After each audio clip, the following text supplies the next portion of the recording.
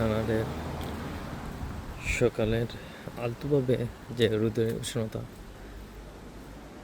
সৃষ্টি হয়েছে, যে আমাদের প্রশান্ত তার আগমনের বার্তা দিচ্ছে শরতের শেষের দিকে। শীতের যে একটি আগমনী বার্তা, সেটা হলো আস্তে আস্তে ঝরে যাচ্ছে গাছের শুকনো পাতাগুলো। তারপর এদেশের যে সবচেয়ে শীতের সিজন, যেটা কোল্ড সিজন, এদেশের সবচেয়ে মানুষের জন্য কষ্টর, কেননা এখানে সার্ভাইভ করাটা খুবই ডিফিকাল্ট হয়ে যায় অনেক মানুষের জন্য, বিশেষ করে যারা বয়স্ক মানুষ রয়েছে। আস্তে আস্তে দেখা যাচ্ছে গাছের পাতা তার প্রকৃতির একটি নিদর্শন ধরা যায়। তার প্রথম অবস্থা পাতার যে বিভিন্ন রং সৃষ্টি হয়, প্রথম কচি পাতা থাকার সাথে একটি রং, যেটা আমরা ধরে নিতে পারি চকলেট কালার।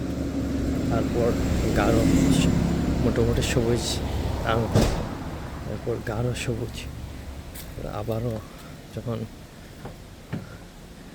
তার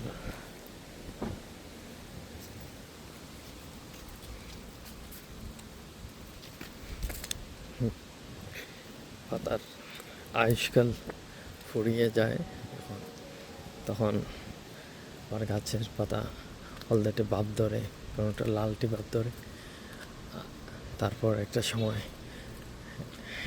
সেটা জ্বরে পড়ে যায়।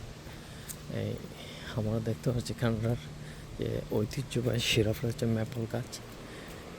এই কানাডা আমরা জাতীয় পতাকার একটি চিহ্ন থাকে, সেটার মধ্যে এই পাতাটা কানাডার সব ম্যাপল সিরাপের জন্য সবচেয়ে বিখ্যাত সারা পৃথিবীর মধ্যে। আর এই গাছটি কানাডার ঐতিহ্যর প্রতীক হয়ে গেছে, অর্থনীতির প্রতীক হয়ে গেছে। সো কানাডার যে শীতল আবহাওয়া, যদি আমরা ধরে নিই অনেক সময় কানাডা হয়তো বা সবসময় বরফের সাম্রাজ্য, বাট সেটা নয়। বরফ ধরেন নভেম্বর থেকে মোটামুটি জানুয়ারি ফেব্রুয়ারি পর্যন্ত কোল্ড সিজন, তারপরেই চলে আসে গ্রীষ্মকালীন।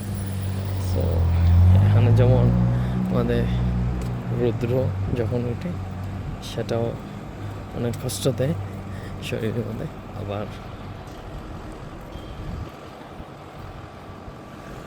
যখন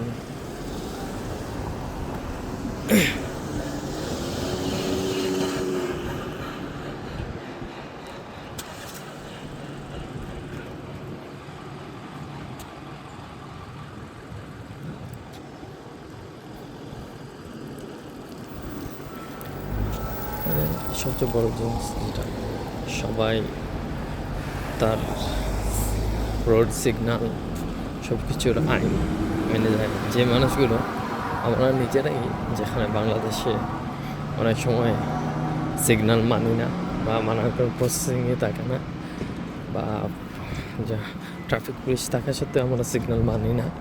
এরপরও এখানে কোনো ট্রাফিক পুলিশ নেই, শুধুমাত্র সিগন্যালটা আছে অটোমেটিক সিগন্যাল, যেটা সেটাকে আমরা খুব সুন্দর করে